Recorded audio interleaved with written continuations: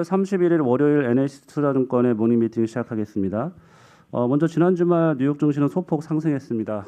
다우지수 0.19% 올랐고요. S&P 500은 0.08%, 나스닥은 0.09% 올라서 강보합으로 마감했습니다. 부동산과 유틸리티 섹터가 올랐고 커뮤니케이션과 자유소비재 섹터가 하락을 했습니다. 개인 소비지출 가격지수가 예상치를 상회했지만 우려할 수준은 아니라는 것으로 평가되었던 것 같습니다. 네, 오늘 저희가 준비한 자료는 하반기 전망 자료들이 쭉 있습니다. 그래서 이거부터 발표를 하고 산업기업 쪽으로 가겠습니다. 먼저 하반기 주식시장 전망부터 듣겠습니다. 네, 김병현 연구원. 올해 하반기 전망 자료입니다. 제목은 파티 위드 신데렐라이고요.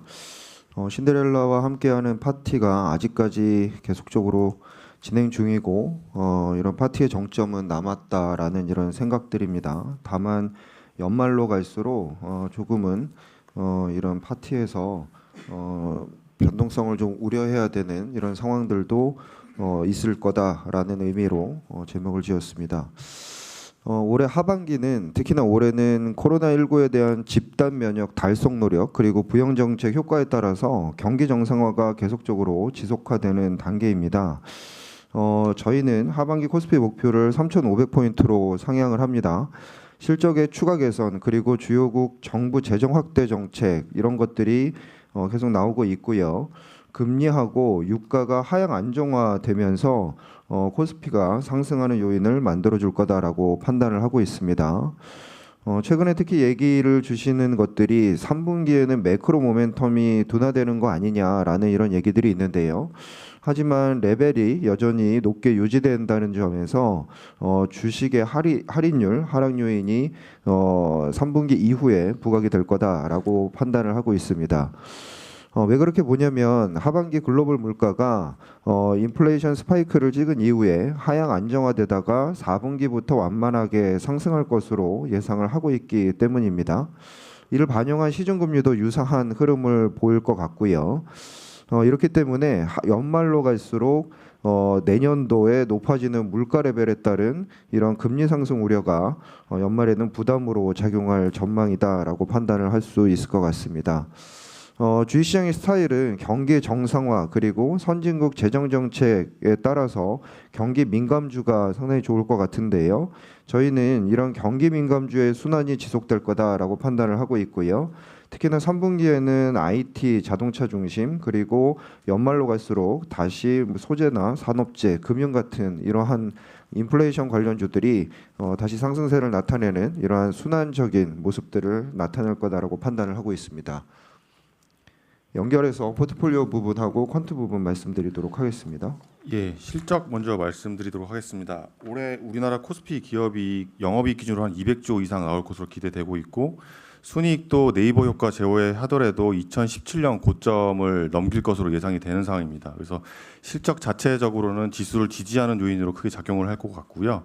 다만 모멘텀 측면에서는 상반기보다는 하반기로 갈수록 좀 완화되는 모습이 나타날 것입니다. EPS 그로스 같은 것도 3분기 정도에는 이제 고점이 나올 거로 예상이 되고 있고요. 상반기에 나왔던 1분기에 나왔던 어닝 서프라이즈 비율도 엄청나게 높은 수치가 나왔는데 이 수치가 꾸준히 유지되기보다는 하향 안정화되는 것으로 좀 예상이 하고 있습니다. 이런 국면에서는 이 삼성전자와 같은 주도주의 어닝 모멘텀이 조금 더 부각될 수 있는 시기라고 생각을 하고 있고요. 그래서 기존 주도주에게도 기회가 올 수 있다라고 생각하고 있습니다. 또 두 번째는 하반기로 가면 갈수록 소재에만 집중됐던 어닝 모멘텀이 소재, 산업재 그리고 이 경기 관련된 소비재들로 확산되는 양상이 나타날 것입니다. 그래서 실적을 보더라도 업종별로 순환매가 나타날 수 있는 국면이 하반기다라고 요약을 할 수 있을 것 같습니다. 네, 이어서 포트폴리오 말씀드리겠습니다. 자료 가지고 계신 분들은 8페이지에 하반기 관심 종목을 봐주시면 될 것 같고요. 저희가 주목하는 투자 의견은 세 가지로 정리를 드릴 수가 있겠는데요. 첫 번째는 반도체 공급 부족의 정상화, 두 번째는 리오프닝에 따른 소비 정상화, 세 번째는 인플레이션 압력 확대입니다.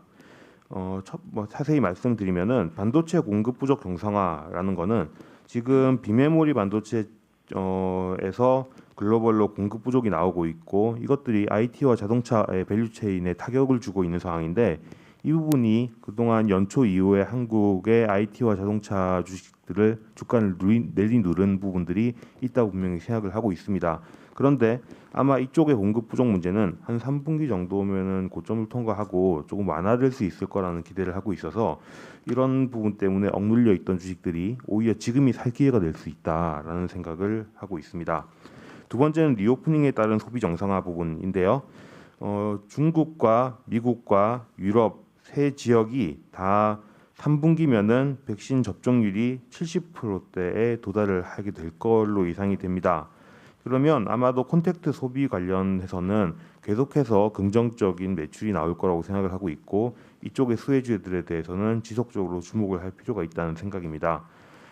한국의 백신 접종률은 한 4분기 정도가 됐을 때 좀 본격적으로 상당히 소비가 정상화될 수 있는 정도로 의미 있게 올라가지 않을까라고 생각을 하고 있고요.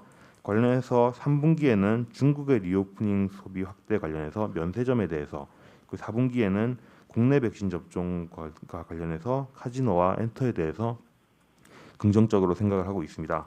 세 번째는 인플레이션 압대 부분인데요. 그럼 3분기에는 일시적으로 금리와 물가 상승률이 조금 완화가 됐다가 4분기 들어서 다시 금리 상승이 재되게 되고 인플레이션 압력이 강화될 거로 예상을 하고 있는데요.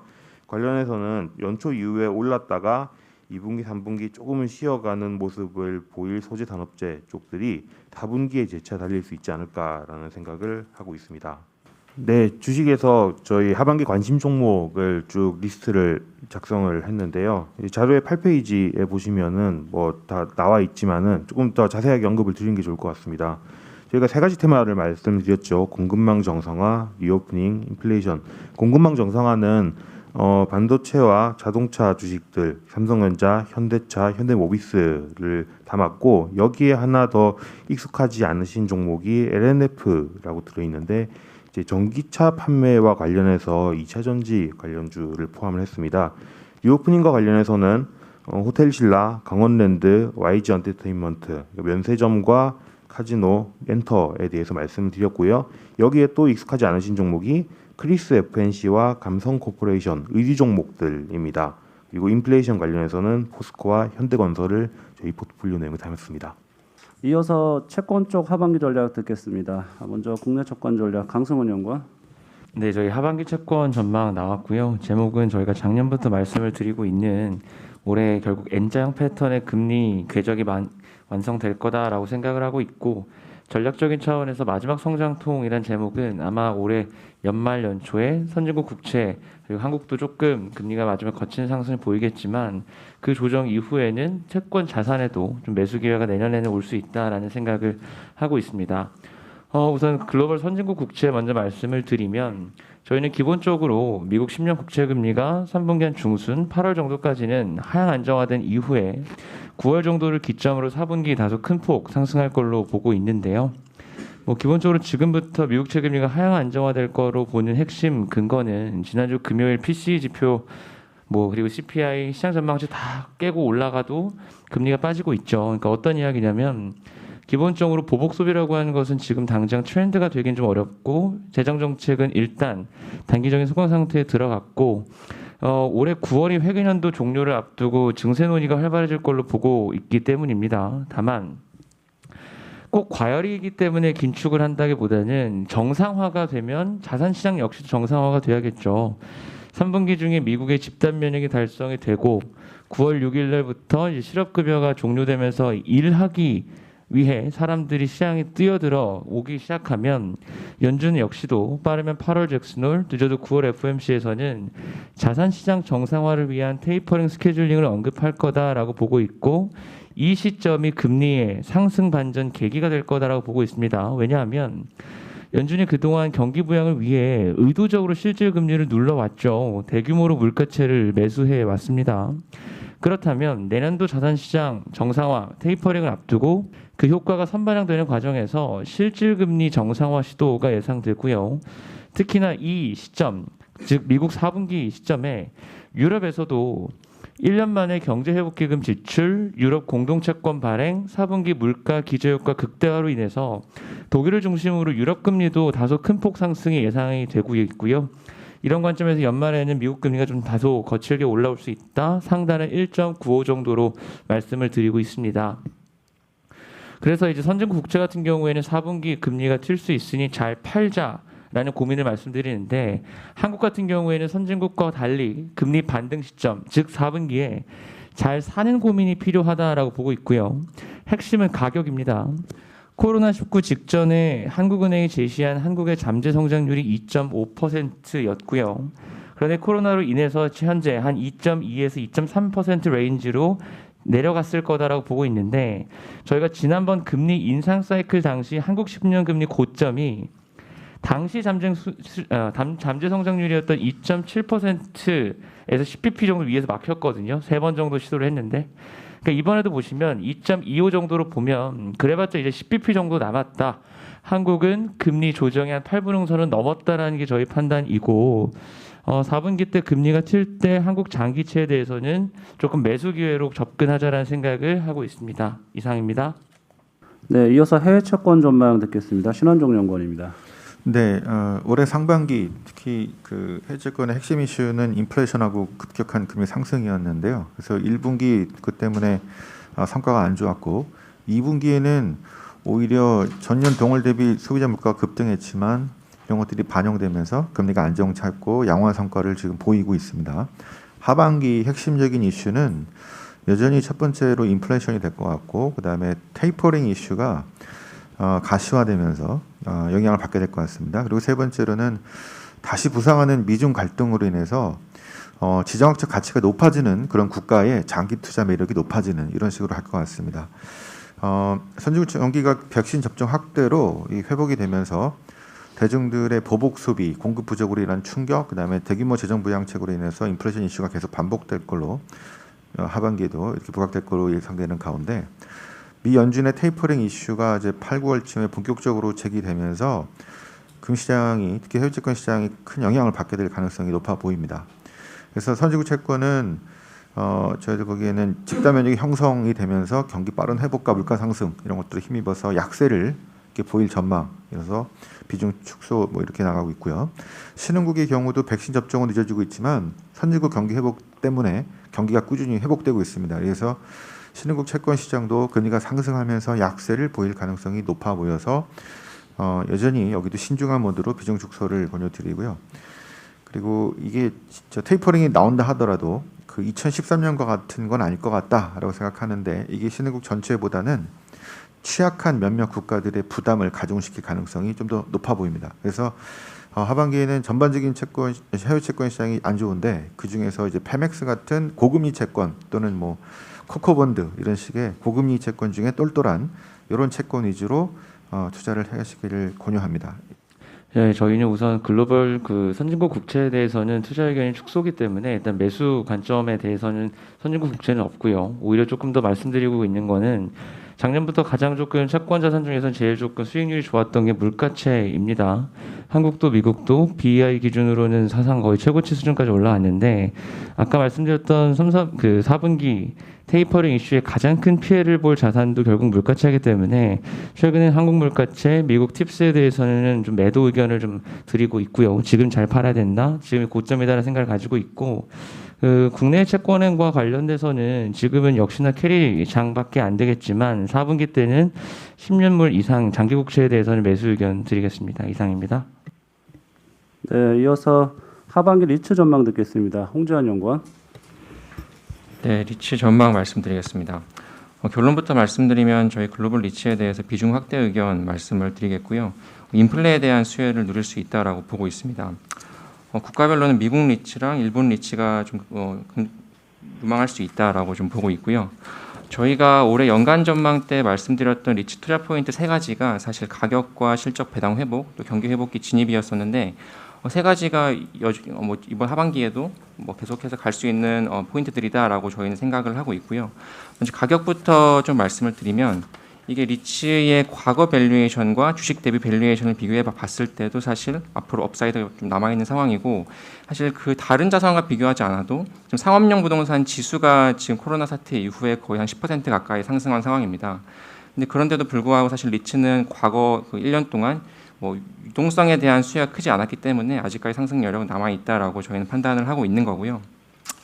사실 작년 한 해 동안 리츠가 좀 부진했던 이유가 뭐 실적과 배당이었다고 보면은 이 부분도 사실 이번 1분기부터는 회복이 되고 있어서 앞으로 저희는 실적 자체가 올라갈 가능성에 대해서 보고 있는 상황이고, 세 번째로는 사실 경기 회복기에 가장 좋은 성과를 냈었는데 이때 나타나는 물가와 금리 상승에 대해서 우려가 있는 게 사실입니다.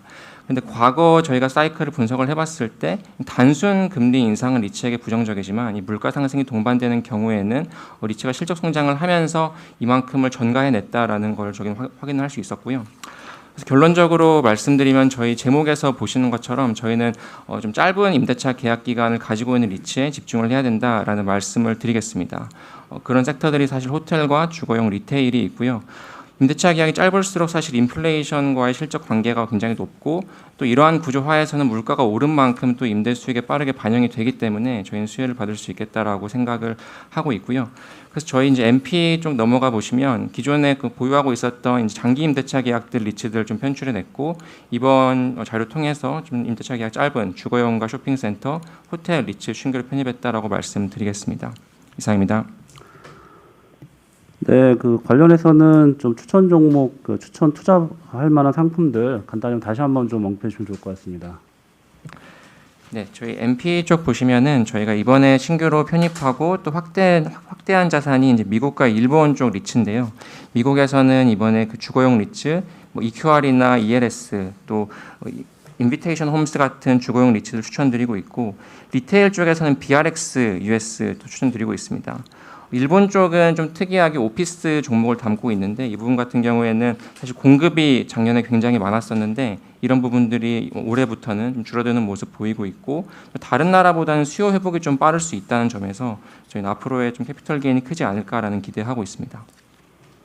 네, 수고하셨고요. 이어서 원자재 전망입니다. 네, 하반기 원자재 시장 전망에 대해서 말씀드리도록 하겠습니다. 네, 상반기는 글로벌 경기 선행지수에 나타났었던 그런 경기 회복기 초입이라고 하는 측면에서 원자재 시장의 수익률도 상당히 긍정적으로 움직이고 있는 상황입니다. 지난 5월 28일 기준으로 S&P 골드만삭스 상품 지수의 연초 대비 수익률은 플러스 26% 상승률을 기록을 하고 있고요. 이런 측면에서 원자재 시장이 상당히 좀 잘 달려왔다라고 일단 보실 수가 있는데 글로벌 경기 회복세가 더 가시화되고 하반기에는 그동안 경기를 지지해왔던 미국 연준의 통화정책 기조에서 변화가 생길 거다라고 보는데 결론부터 말씀드리면 저희는 하반기 종합 원자재 투자에 대한 투자 의견은 중립으로 하향 조정을 해서 제시해드리고 있습니다. 반대로 저희가 원자재 섹터 중에서는 미래를 좀 주도할 거다라고 보는 원자재 섹터인 산업금속 섹터에 대해서만 좀 비중 확대 의견을 계속 유지해 가고자 하는데요. 결국 연준의 통화정책 그런 기조의 변화라고 하는 부분은 실질금리의 정상화에 따른 명목금리의 상승으로 4분기에 나타날 거라고 일단 보고 있고요. 명목금리 상승이 안전자산에 대한 수요를 후퇴시킨과 동시에 실질금리의 상승이라고 하는 부분은 인플레이션 해지에 대한 투자 매력도 없앤다라고 보면 하반기에는 결국은 안전자산과 인플레이션 해지 자산보다는 위험자산의 특징, 특히 경기 민감 자산의 특징을 가지고 있는 원자재 섹터들이 가장 아웃퍼폼할 거다라고 좀 보고 있습니다.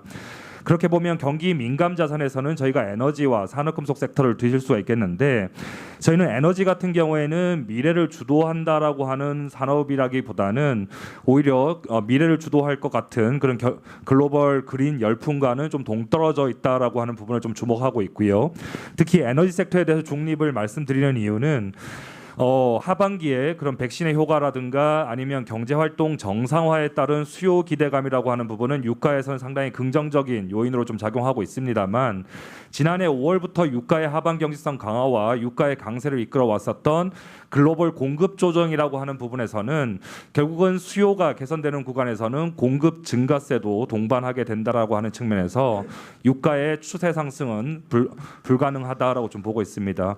그런 측면에서 에너지 섹터에 대해서는 중립을 좀 말씀드리지만 동일한 경기 민감 원자재 섹터인 산업금속 섹터에 대해서는 이 공급단은 구조적으로 타이트한 공급 여건이 지속되고 있는 가운데 이 그린 열풍 하에서 신재생 테마로 구리, 알루미늄, 니켈과 같은 산업금속 섹터의 장기 수요 전망이 상당히 긍정적으로 작용하게 된다면 연준의 그런 기조 변화에 좀 대응할 만한 그런 체력을 보유하고 있는 섹터가 유일하게 산업금속 섹터이지 않을까라고 좀 보고 있습니다.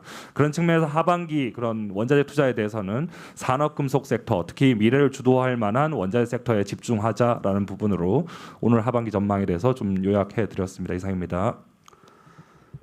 네, 그 관련해서도 좀 구체적인 투자 상품이라든가 이런 것들 같이 좀 말씀해 주시면 좋을 것 같아요.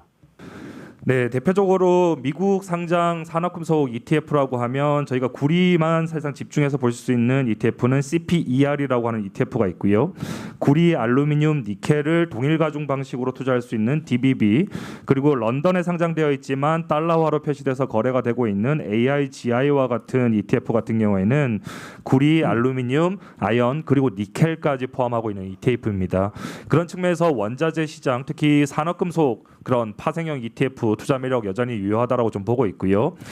경기가 회복되는 국면에서 주식 시장에 대해서도 좀 긍정적으로 보시게 된다라면 이 원자재 관련된 주식형 ETF, 특히 산업금속 ETF로는 구리강산 ETF는 COPX, 그리고 미국 S&P 500에 포함되어 있는 메탈 마이닝 ETF로는 XME, 그리고 글로벌 메탈 마이닝 ETF 엑스포저를 가지고 있는 PICK까지 추천을 드리고 있는 상황입니다. 이상입니다. 네, 이상 저희가 준비한 하반기 전망 자료들 말씀을 드렸고요. 네, 이어서 그 산업기업 쪽에서 그 현대 엘리베이터 발표하겠습니다. 최준명 연구원. 네, 현대 엘리베이터 말씀을 드리겠습니다. 증시에는 현대 엘리베이로 상장돼 있으니까 참고하시기 바라고요. 저희가 당사가 1월 초부터 추천을 드리고 있습니다. 일단 결론적으로 목표 주가 기존 56,000원에서 68,000원으로 상향을 하겠습니다. 밸류션의 산정 근거는 저희가 1분기 실적을 토대로 EPS 추정치를 일부 상향을 했고요. 또한 이제 엘리베이터 전 세계에 상장돼 있는 엘리베이터 회사들의 PER 평균인 29.7배를 적용했다고 보시면 될 것 같습니다. 밸류션을 대략 30배 정도 제한드리는 게 비싸다고 말씀을 하시는 분들도 있는데요. 사실 엘리베이터 주식은 대한민국뿐만 아니라 전 세계 어디를 가도 이 정도의 거래가 되고 있습니다. 당사는 그 이유를 크게 두 가지 보고 있는데요. 첫 번째는 대부분의 국가에서 엘리베이터 시장이 굉장히 과점화가 돼 있고요. 그다음 고착돼 있습니다. 그 말은 무슨 뜻이냐면 특정 회사의 시장 점유율이 거의 10년째 동일한 경우가 많고요. 현대 엘리베이터도 마찬가지로 국내에서 점유율이 10년째 거의 동일하다고 보시면 될 것 같습니다. 과점돼 있다 보니까 사실상 기업들끼리 경쟁을 그렇게 뭐 치열하게 한다고 볼 수도 없고 소비자들에게 많은 것들을 전가하기 때문에 수익성이 양호한 것도 특징이라고 볼 수 있습니다. 또 한 가지는 현대 엘리베이터는 다른 기계 업종이 취급하는 제품과는 다르게 정상제로 구분이 됩니다. 어떤 말씀이냐 하면 보통 국민 소득이 증가하고 선진국화 되면 이제 뭐랄까요, 제조 자체를 중국이라든지 인도라든지 이런 데로 빼야 되는 경우가 많고, 아니면 내수가 이제 선진화되면 내수 시장이 저성장으로 가는 경우가 많습니다. 하지만 엘리베이터는 도시화나 국민 소득이 증가할수록 오히려 수요가 계속 확대되는 정상제에 들어가기 때문에 사실 엘리베이터 자체는 기계업종과 비교를 하기보다는 엘리베이터끼리 비교하거나 억지로 좀 표현을 들 수도 있지만 소비용품과 취급을 동일하게 해도 될 것 같다, 이렇게 보고 있습니다. 현대 엘리베이터 자체의 밸류에이션도 최근 10년 동안 대략 30배 전후로 움직였기 때문에 당사의 목표 주가는 결코 과도하다고 보지 않고 있습니다. 일단 실적 자체는 1분기 실적도 당사의 예상대로 진행이 되고 있고요. 이 회사의 투자 포인트는 매우 단순합니다. 현재 주택 건설이 증가하고 있고요. 여당과 야당이 모두 아파트 공급을 확대하겠다는 계획을 갖고 있습니다. 아파트를 지을 때 엘리베이터가 들어갑니다. 매우 간단한 투자 포인트를 갖고 있다고 보시면 될 것 같고요. 우리나라 주택 건설 착공이 4분기에 대략 16%, 올해 1분기에 대략 13% 증가를 했습니다. 엘리베이터 설치량도 여기에 따라서 작년 4분기 5.3%, 올해 1분기에 13% 증가를 하고 있고요. 이러한 추세는 과거를 봤을 때 과거에도 이 노무현 대통령 정부 이후로 2개 정부 동안 주택 건설이 계속 증가세를 보였던 좀 선례가 있기 때문에 같은 일이 되풀이된다면 이 회사 앞으로 10년간 굉장히 바람직한 모습을 보이지 않을까, 이렇게 생각하고 있습니다. 이상입니다. 네, 수고하셨습니다. 저희 회의 주식 자료로 이제 salesforce.com이 준비되어 있는데 요거는 좀 자료로 참고해 주시면 될 것 같습니다. 네, 이상으로 월요일 모닝 미팅 모두 마치겠습니다.